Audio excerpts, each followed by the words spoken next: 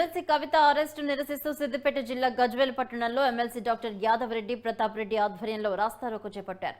Camp కార్యాలయం నుండి అంబేద్కర్ విగ్రహం చౌరస్తా వరకు నినాదాలు చేస్తూ ప్లకార్డులు ప్రదర్శిస్తూ బీజేపీ కక్షపూరితంగా వ్యవహరిస్తోందని ఆరోపించారు. అంబేద్కర్ విగ్రహానికి వినతి పత్రం సమర్పించారు. అనంతరం రహదారిపై బైఠాయించి రాష్ట్ర ప్రభుత్వం కేంద్ర ప్రభుత్వానికి వ్యతిరేకంగా నినాదాలు చేశారు.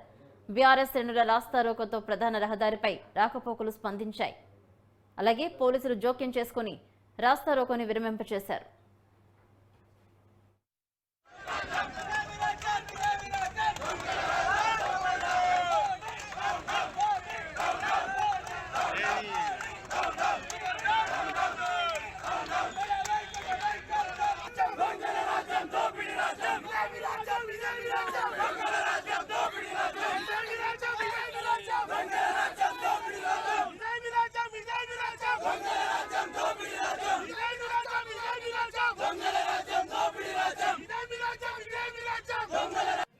తప్పుడు కేసులో ఇరికించి అరెస్ట్ చేసి కేసీఆర్ కుటుంబాన్ని అప్రతిష్టపరిచేయాలని ఒక దురుద్దేశంతో పండిన పండుగ ఇది చాలా బాధాకరం.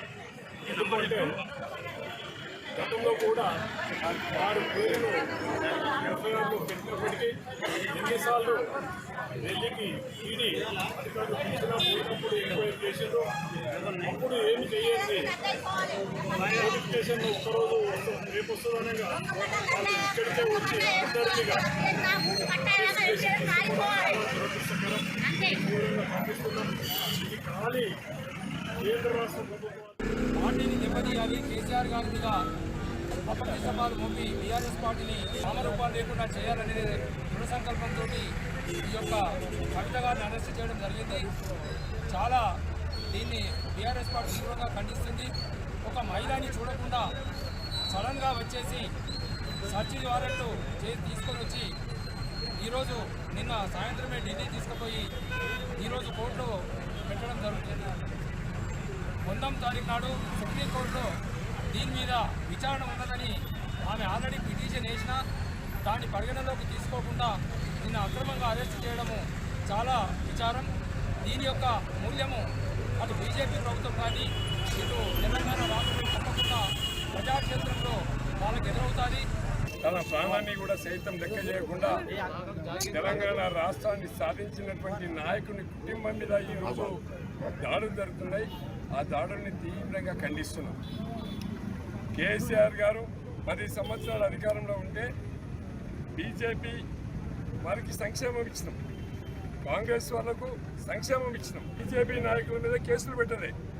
కాంగ్రెస్ కేసీఆర్ ఏమంటున్నారంటే తెలంగాణ బిడ్డలంతా, తెలంగాణ వాదులంతా, తెలంగాణ రాష్ట్రం అంతా నా బిడ్డలు, నా ప్రజలు అనుకున్నాడు.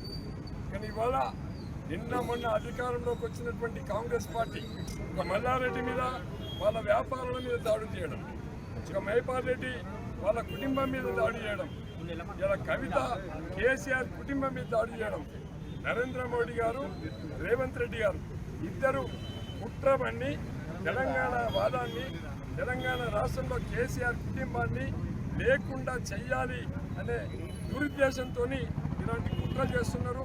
దీన్ని మేము తీవ్రంగా ఖండిస్తున్నాం.